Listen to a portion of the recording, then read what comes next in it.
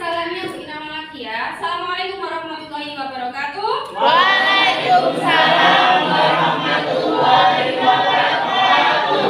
Selamat pagi. Pagi. Bagaimana kondisinya? Sehat semua? Pembelajaran hari ini, marilah kita berdoa menurut agama dan kepercayaan masing-masing. Berdoa, mulai.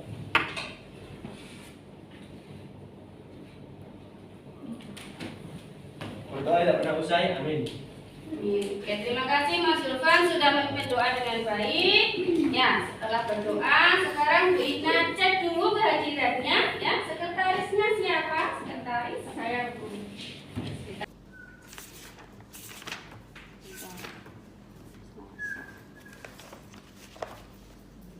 Aisyaka sama Gusti. Aisyaka kenapa? Sakit ya. Gusti Soka.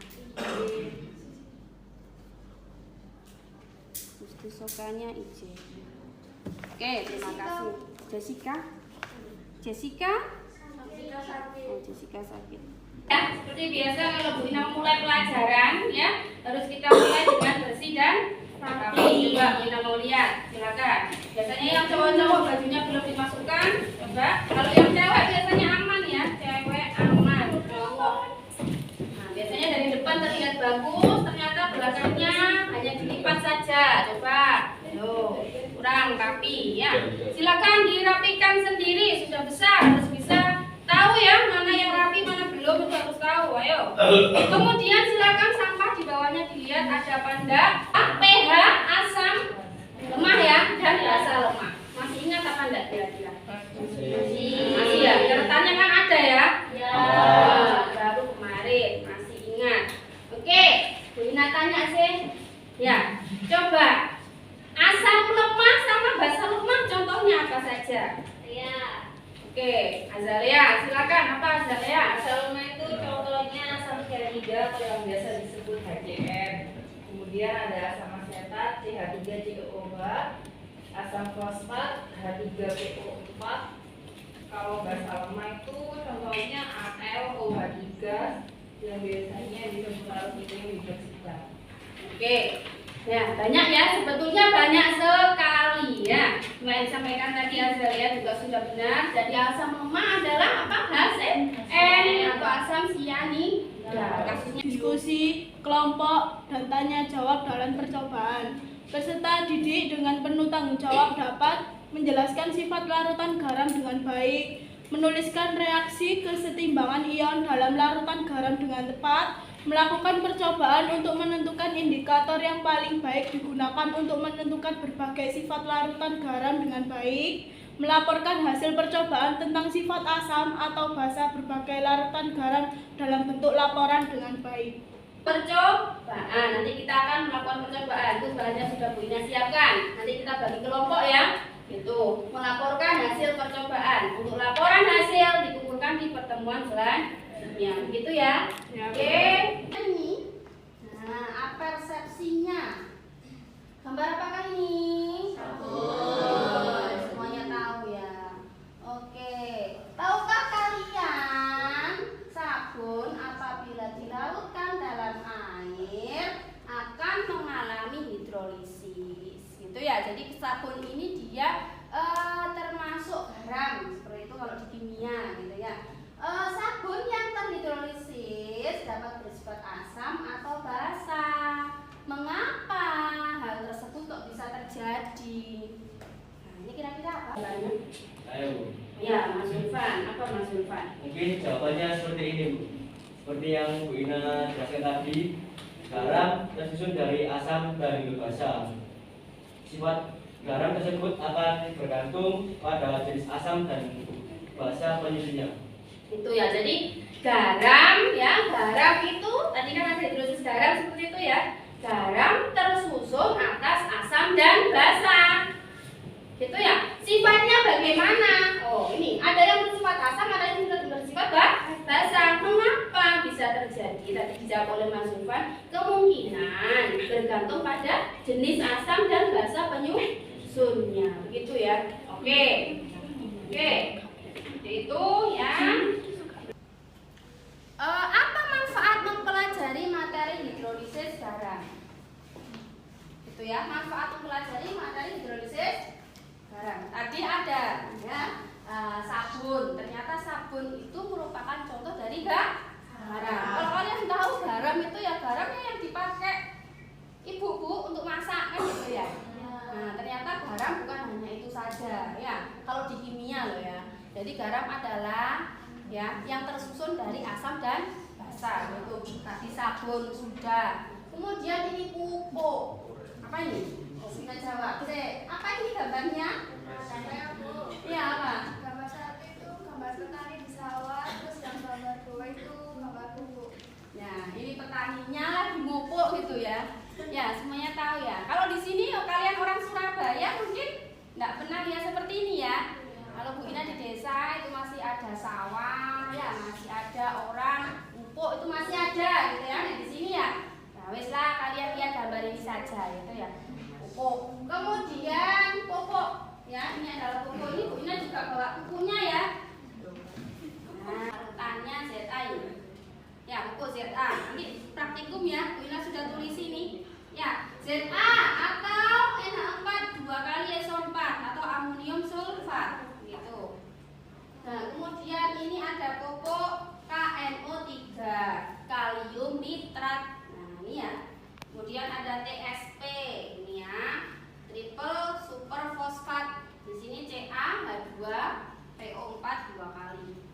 Nah, di sini nanti larutannya pupuk buat praktek. Oke ya, ini jadi dengan mempelajari ini, kita bisa tahu ternyata pupuk itu juga termasuk garam.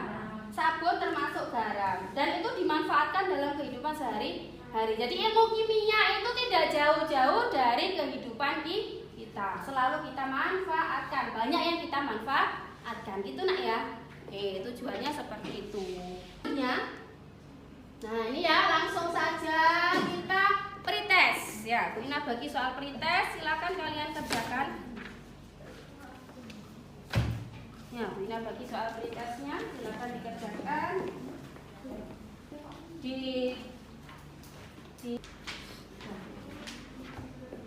Sudah, silakan dikerjakan. Nanti bagian kelompok dulu, silakan berkelompok ya. Bukunya dibawa. Ya, pindah. Nih, kelompok 1, 1, 2, 3, 4, 5, 6, 7 sana. Ya, 1, 2, 3, 4, 5, 6, 7. Silakan kelompok. Satu sana.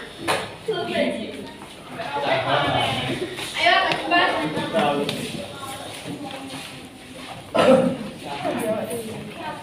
Aku terlihat bahagia bukan? Nah, selanjutnya Bu Ina akan membagikan LKPD. Ya, Bu Ina akan membagikan LKPD-nya. Oke, sebentar.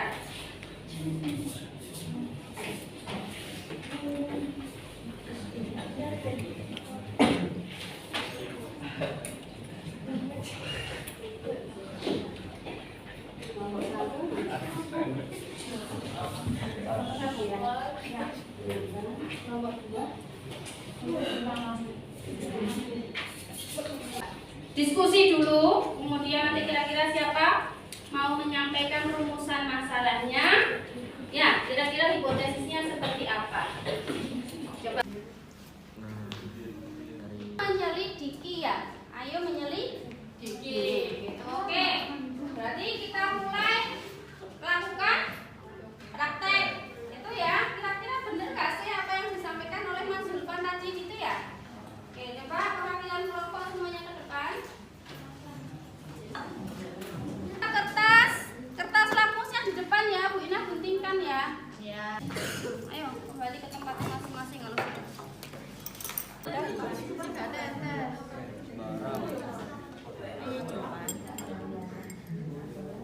Iya, merah dulu dah kamu. Oke, TSP masukkan.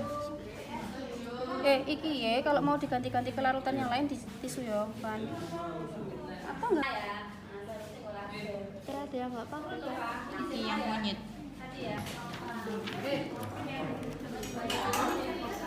Merah-merah menjadi biru merah, sifat larutannya asam. Yang percobaan menggunakan indikator alami kunyit Pupuk bergantung pada jenis asam dan basa penyusunnya. Apabila garam tersebut berasal dari asam kuat dan basa kuat, maka sifat garamnya netral. Apabila garam tersebut berasal dari asam kuat dan basa lemah, maka sifat garamnya asam. Apabila garam tersebut berasal dari basa kuat dan asam lemah, maka sifat garamnya basa.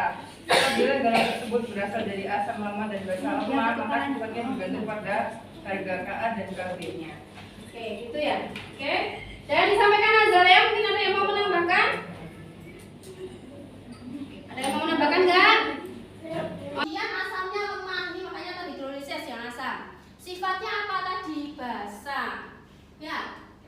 TSP sifatnya basa. Tadi dilihat pakai kertas lakmus, merah jadi biru, biru jadi biru, berarti sifatnya basa. Kamu ukur tadi pH-nya juga dengan indikator universalnya, ketemunya 8. Meskipun ada perbedaannya hanya sedikit ya, tapi kelihatan warnanya yang bawah sendiri atau yang oranye itu lebih oranye, ya lebih mendekati merah. Tadi kan seperti itu. Kemudian ini amonium sulfat, amoniumnya dia ini ya basa kuat, basa lemah ya.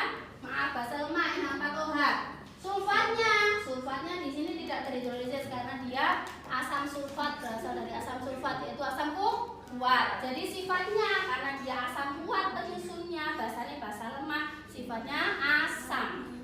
Ya, tadi kamu ukur juga pH-nya 6. Ya, kemudian kertas lakmus merah jadi merah, biru jadi merah. Berarti tergantung dari basa dan asam dan basa penyusun. Nah, sudah jelas ya nak ya? Jelas? Oke, kalau sudah jelas, kesimpulan juga sudah dibacakan tadi. Nah, langsung post test silakan. Duduknya kembali lagi, waktunya tinggal sedikit lagi. Post test sebentar saja. Ayo. Cepat. Tadi sudah soalnya sama. Siapa mau review kegiatan apa yang kita lakukan hari ini? Setelah saya catat tadi, hari ini kita telah mempelajari sifat larutan garam. Kemudian kita telah melakukan percobaan penentuan sifat garam pada beberapa pupuk. Itu ya. Ya. Oke, sifatnya. Jadi sudah menentukan sifat dari beberapa pupuk ya. Dari 3 pupuk yang kita tentukan sifatnya apakah asam atau basa tadi ya. Ya. Oke, lanjut sekarang kita merefleksi ya. Lanjut, silakan kerjakan lagi lembar refleksi. Banyak lembar ya. Oke, nggak apa-apa. Lembar refleksi ya. Ini penting juga ya. Ayo cepat. Cepat ya, cepat. Nah, ayo perhatikan. Sudah selesai pembelajaran kita hari ini ya. Untuk pertemuan selanjutnya perhitungan pH hidrolisis. pH-nya menghitung. Kita kan nggak menghitung ya, hanya melihat saja salah gitu ya, menghitung. Kemudian laporan untuk percobaan hari ini dikumpulkan juga minggu depan. Itu ya pertemuan selanjutnya. Paham? Oke, terima kasih ya sudah selesai pembelajaran kita hari ini ya. Semoga apa yang kita pelajari hari ini bermanfaat ya bagi kalian ke depannya seperti itu Ina. Dan semoga kalian menyukai pembelajaran kimia. Semoga Bu Ina bisa memberikan nilai pembelajaran yang lebih baik lagi setiap lainnya. Begitu nak ya. Terima kasih. Untuk menutup pertemuan kita, pembelajaran kita hari ini, marilah kita tutup dengan doa. Silakan ketua kelas lagi memimpin doa, silakan. Ya, sebelum kita menutup pembelajaran hari ini, marilah kita berdoa menurut agama dan kepercayaan masing-masing. Berdoa dimulai.